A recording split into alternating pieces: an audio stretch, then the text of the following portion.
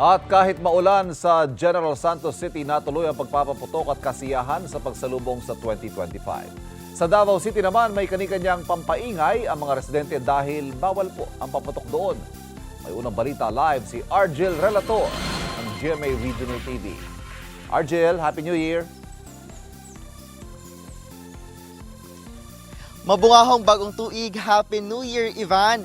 Sa ngayon ay kanya-kanyang diskarte ang mga Davaoenyo upang mas maging maingay at masaya ang pagsalubong sa bagong taon sa gitna ng pagpapatupad ng firecracker ban sa lungsod. Samantala, masaya ring sinalubong ng mga residente ang bagong taon sa Tagum City at General Santos City.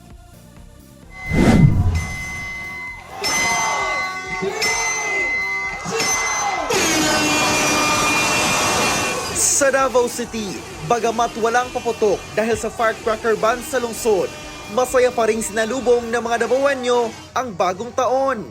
Pinaingay ng musika ng mga banda at party DJs ang pagsalubong sa 2025 sa isinagawang year-end countdown sa Coastal Road Esplanade. Bago ang countdown, napuno ng performances ng Davao Talents at banda ang aktibidad. Iba't ibang diskarte naman ang ipinamalas ng mga Davaoenyo upang maingay at masaya salubungin ang bagong taon. Sa isang barangay, nagsilabasan at nagkumpulan sa gilid ng kalsada ang mga residente upang masayang batiin ang mga dumaraan. Party feels naman na nagsasayawan na ang mga magkakapitbahay na ito. Umarangkada rin ang mga naglilibot ng mga motorsiklo at tricycle na may malalakas na speakers na tila naging mobile party music. Dagdag paingay rin sa pagsalubong ng bagong taon ang mga torotot na nakagawian ng gamitin ng mga bata man o matatanda upang ligtas sa pagsalubong ng bagong taon. Sa Tagum City, Davao del Norte naman, nagsilabasan sa kani-kanilang mga bahay ang mga Tagumenyos upang saksihan ang magarbong fireworks display. Isinagawa ito sa unang pagkakataon sa Tagum City Flyover. Namangha ang mga Tagumenyo nang magningning ang kalangitan sa fireworks display na tumagal ng 10 minuto. Nakagawian na ng LGU Tagum ang pagsasagawa ng fireworks display sa tuwing pagsalubong ng bagong taon na dinarayo pa ng mga taga-kalapit na bayan. Bago ang countdown, may programang handog kung saan tampok ang song and dance performances ng mga kabataang Tagumenyos.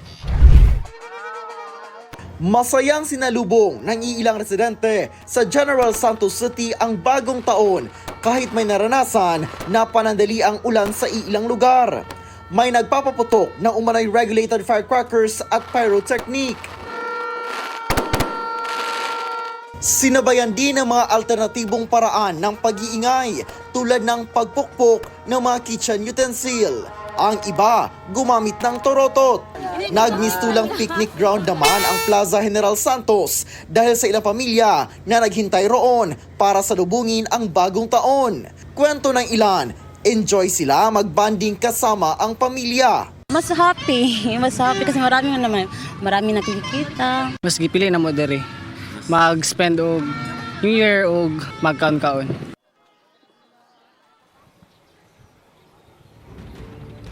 Ivan, dito sa Davao City ay walang naitatalang ang toward incidents ang Davao City Police Office simula noong Pasko hanggang sa pagsalubong sa bagong taon.